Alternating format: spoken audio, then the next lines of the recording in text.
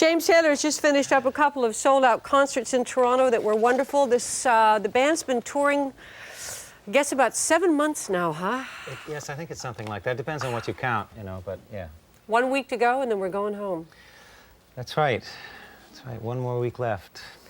I said, I told you that the reviews in Toronto and on this tour have been amazing. People, the critics have loved you, but you didn't know that because you don't read them. No, I learned a while ago that it's best not to... Better not to look, Better huh? not to look, yeah. That's right. Is it because no matter how many good ones there are, it's that one rotten one that you walk away that stabs you through the heart and you never forget? Yeah, that's it. I think Kathryn Hepburn is quoted as having said, when they're terrible, you take them too seriously, and when they're good, they're never good enough. So. I was saying to I was talking to a couple of people in the green room that when you guys go home off tour, you must be in tour mode. You must be almost difficult to live with for a while. Yeah, every 2 hours you want to call room service, or you're in such a mindset for so long. Yes, it's right. It'll take a week or 10 days or so to sort of re-engage civilian existence.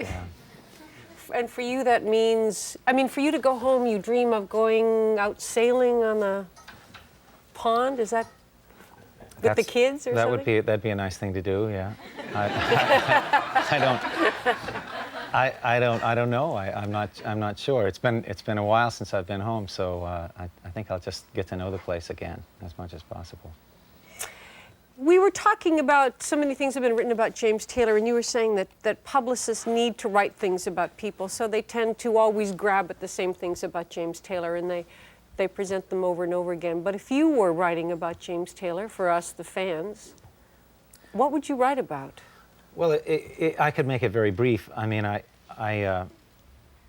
think that it's true that that the most or perhaps only remarkable thing about me is the music, and that's sort of for public consumption anyway. So it's already available, and anything you might sort of say about it or any interpretation you might make of it would be probably a step down from just listening to it, you know. So, and then aside from that, the only remarkable thing about James Taylor is his music. Well, yeah, I would say so. I think the rest of it is really quite I mean, people in attempting to write something about you will try to find whatever might be sensational. So they'll you know, I've been described as being sort of a tortured soul, or you know, a victim of depression, or a survivor of addiction, or they'll talk about celebrity marriage and divorce. But, is none of that true, though? Is that no, all? it's all true. It's just none of it. It's just that it's. Well, it's not that true. I mean, it's not. It's just not. First of all, it's very most of it is very commonplace, and it's also not very central. It's not, you know, you would have the impression from reading about me that these things were happening sort of constantly in my life, but you know, they're sort of isolated incidents, and most of them in the past. So, you know, it's a very, you know, there's not very much to it except for the music, and there's not much to it except for the music, except that there happens to be, just with the music alone, how many, you know, millions and millions and millions of people you've affected.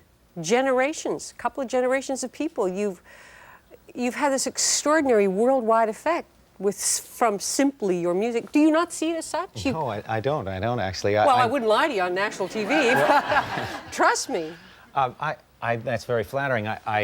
I just don't. I think of it as much sort of lighter weight than that. I think, you know, as sort of.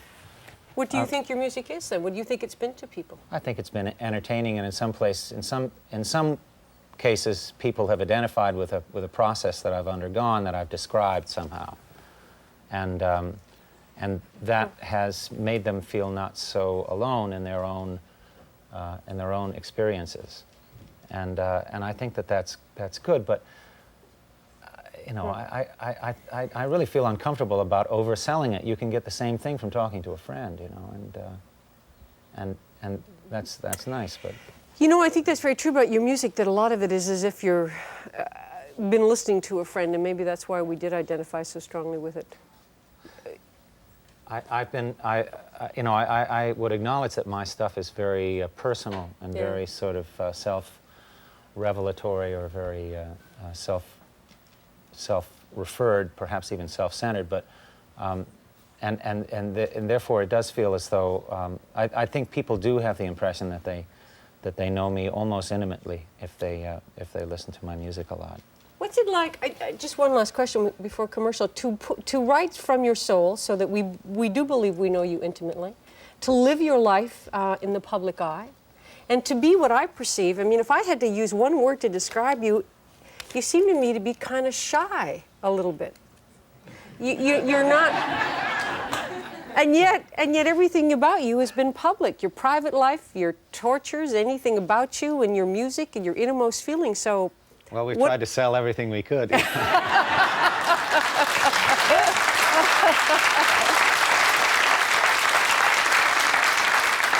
mean, are you comfortable with all the fame and all that? Is it? I don't know what to compare it to. Okay. It's all you've known. It's been this way. I'm very grateful that, you know, obviously. I mean, these are luxury problems if they're problems, you know, True. To complain about this level of sort of support. And yes, that's right, yeah. We're going to take a break. When we come back, I did hear, I don't know, you hear lots of rumors. I read somewhere that you made enough money off Fire and Rain that you never had to work again. He's smiling. We'll find out if that's true or false right after this with Mr. James Taylor. So, did you make enough money off Fire and Rain that you never have to work again? Well, I suppose if I'd watched things, that would have been the case. But no, you know, it's you know how these things work. You just spend what you spend. Always spend more than you make. That's the American way. You've changed, though. You've changed a lot, though. You've undergone that great thing that happens to some people. Is it called? Well, you're not old enough to have a middle-age crisis, but you had some sort of change. Fell off a motorcycle one night at a party at a woman's house, and she came out and cut her toe, and that's how you fell in love? Yeah, that sounds like a transfusion, doesn't it? Or beginning of a great movie or something. You know? Yeah. That's how you met Kathryn. That's how I met Kathryn. That's right. And that's when your life started to change? She was part of the process? Yeah, without a doubt. Kathryn is wonderful and long-suffering and extremely patient with me. She's just she's really quite a treasure, and yeah, I would say that she was an important part of my leaving one phase and engaging another. So you know, it's hard to know what exactly we mean by my life changing. You know, it always changes and it's always the same. But I think what people generally, you must be referring to a recovery from addiction.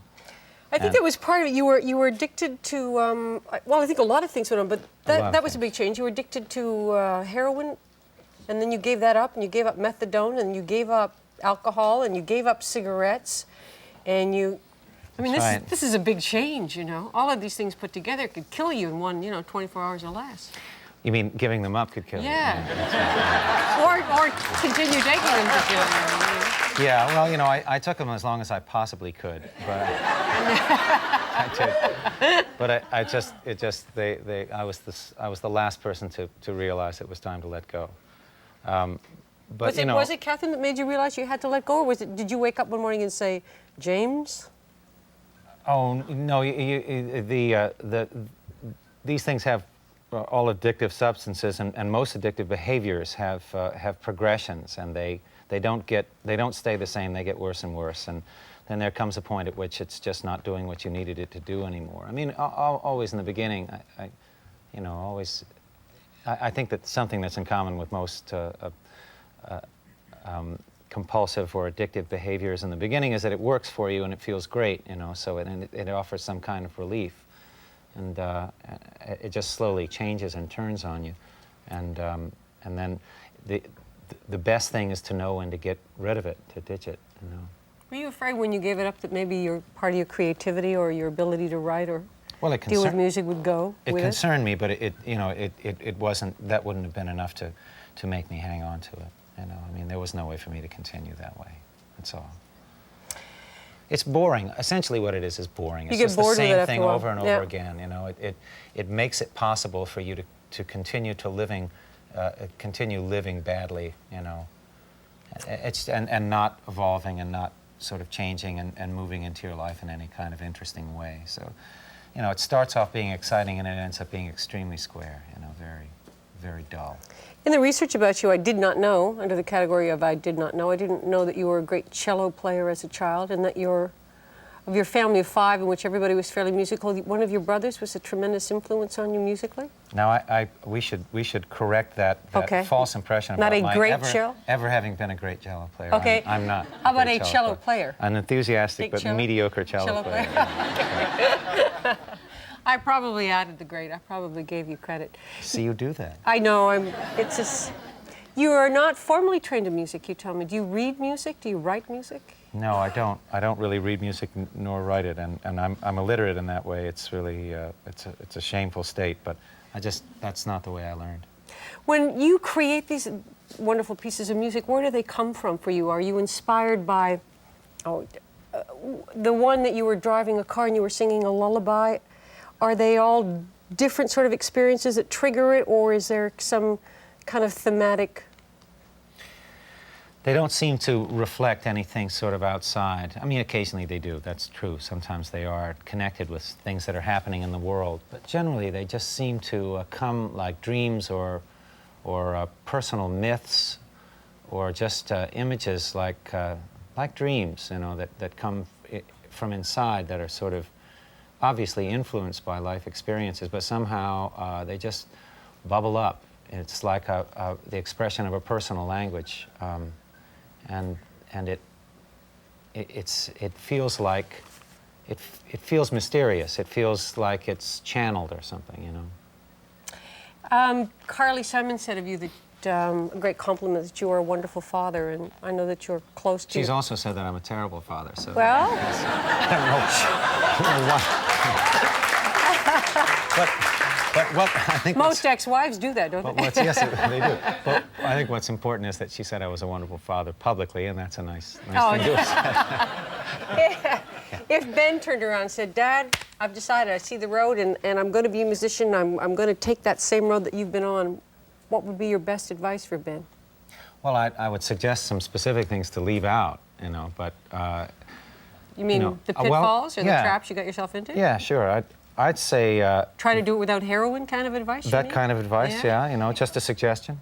Just a, you know, thought for the day. Yeah, that's right, you know, because you start with heroin, but sooner or later you're not brushing your teeth, you know. And who wants a musician with really bad breath, right? That's right, you don't knock before opening doors or say please and thank you. Really, it's not that it's so bad, but it leads to really bad behavior. Bad habits, You don't bathe as often. That's right. What else would you advise? I would say my advice would be to try to be as self-contained, to keep the overhead and the complications to a minimum as much as possible. That if you don't end up with a major addiction and a family to support and to connect you to the real world before you should have one, you know, and to sort of complicate and nail you down. I mean, sometimes you do get addicted, and sometimes you do end up with kids at the age of 21 or whatever, and then you do what you can. But my just general advice is, you know, spend as much time sort of free and lonely as you can. And free and lonely? Yeah. Why lonely? Well, because I think lonely and free go together somehow. You know? Oh, okay. And then you can't help but evolve, you know, if you keep your mind open, and you can't, and you're not denying your experience, not shutting yourself down, not sort of clamping yourself down, or letting other wastes of time come in and claim all of your time. If you keep yourself open and free, then things will happen to you, and you'll be educated by it. You'll evolve. You'll grow. Are you happy with the state that your music is at? How you've evolved? Are you? I mean, do you see yourself? I don't know where you see yourself in terms of evolution as an artist. Are you?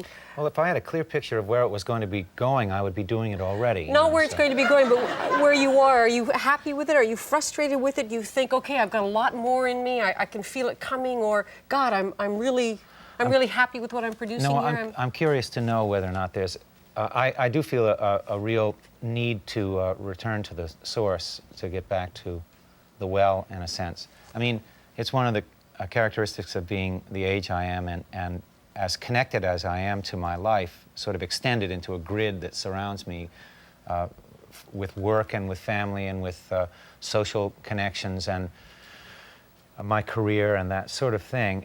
The nature of it is that it's just extremely demanding on your time. It's what it feels like to be 45 and in your life. You know, it's very realized. It's very sort of, the blanks are filled in, and unless I'm actively defending time to write and to get off by myself and to see what it actually feels like to be me, then I'm being a version of myself all the time that's sort of being elicited, that people are asking me to be something and perform, in a sense, you know, always. When you're performing, are you a version of yourself, or is that you? When you get out there, does it...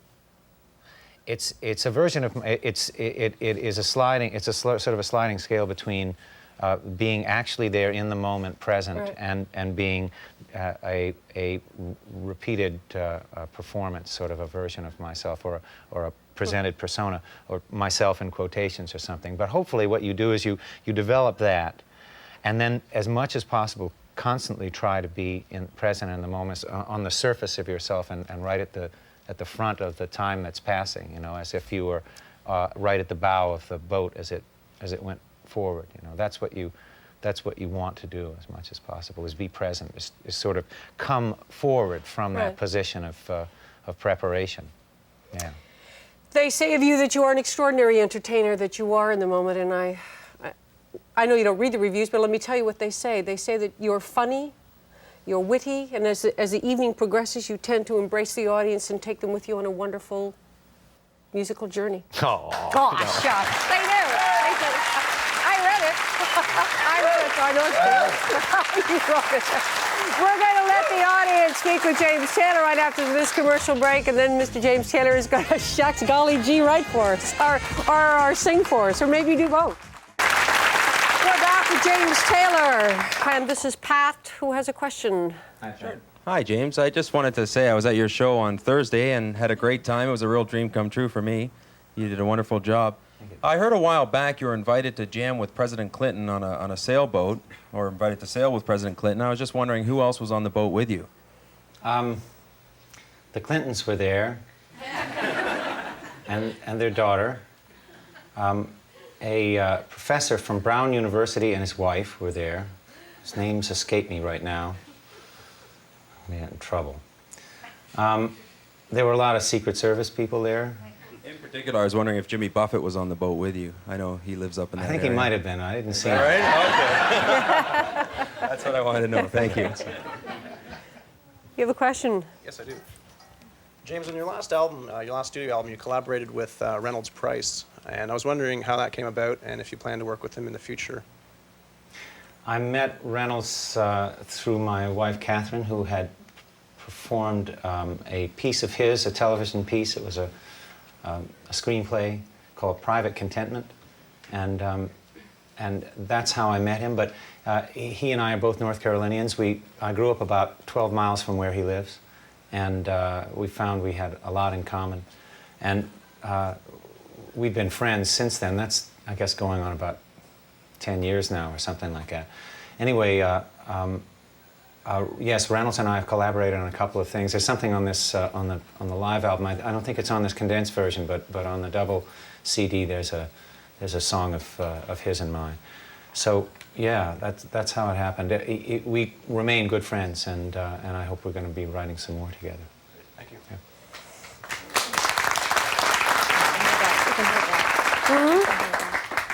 Hi, James. Hello.